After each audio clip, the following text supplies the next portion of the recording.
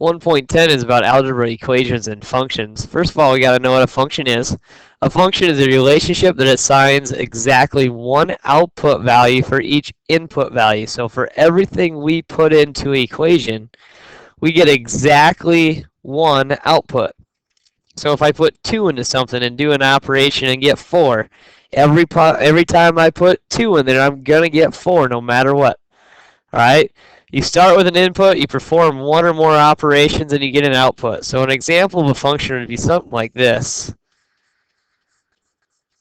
And this is what I was talking about. If I pick 2 to plug in for x, 2 would be my input. All right, so I'd get y equals 2 plus 2, which is 4. Every time I put 2 into that function, I'm going to get 4. There's no way I can get a different answer. So that's what a function is. For each input I put in, I get exactly one output. I'm going to get an output.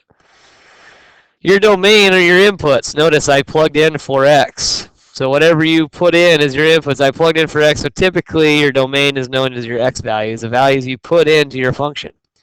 Your range is your outputs, commonly your y values, so what you get out. So 4 would have been my output.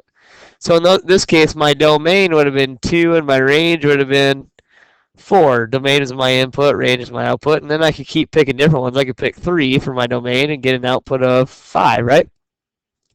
So that's domain and range. So here's our first example here is making a function table. It says, suppose a loaf of bread costs $3. Make a function table that shows the total cost for 1, 2, 3, and 4 loaves of bread. Then identify the domain and range.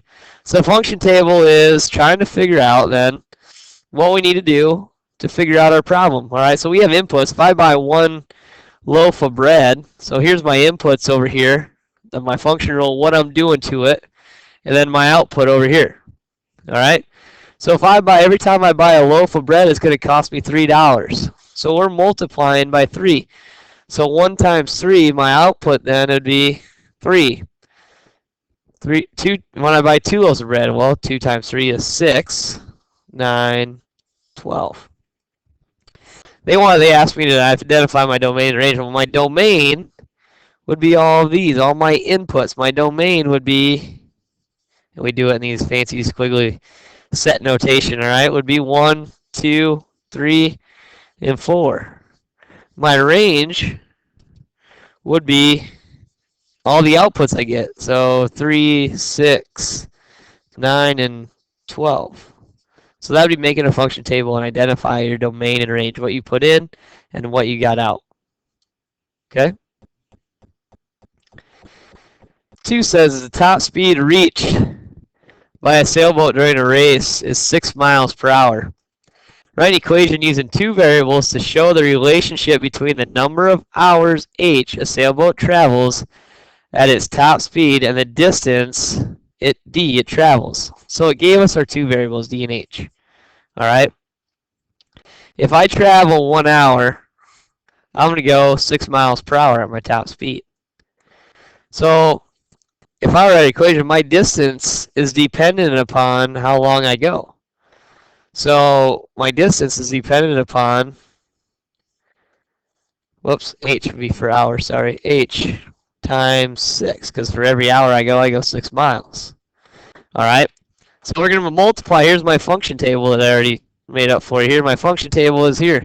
My number of hours is going to be my input. We're going to multiply by 6, and that's going to give me the distance I traveled. So I wrote an equation that is our function here, that our function table represents. So 1 times 6 is going to be 6. 2 times 6 is going to be 12.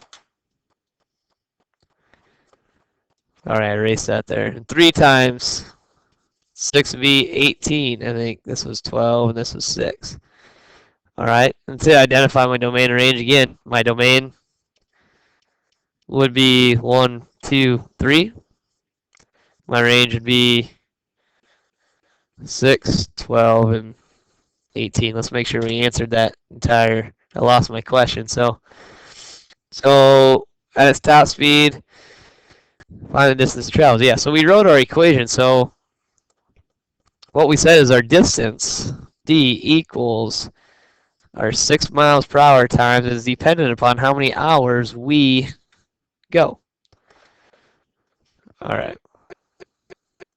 So the scientist discovers that a certain species of bamboo grows 4 inches each hour.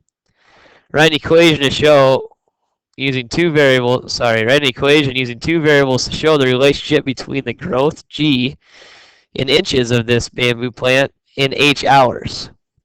So if you just think about it, if I want to know how many inches it grew in 2 hours, what would you do? Well, you'd say, oh, it goes 4 inches per hour, so 2 times 4 is 8. And if I change my hours, 3 times 4 is 12. Well, we're multiplying 4 times hours, right? So our function better be 4 times the amount of hours, and that's going to equal, that gives us how much it grows, right? So there is our equation right there that we wrote. It says use the equation to find out how many inches it grew in 5 hours. Well, that's easy. Let's just plug 5 hours in. 4 times 5 equals its growth in 5 hours. So 20 is its growth. Okay. Hope this helps. We'll see you in class.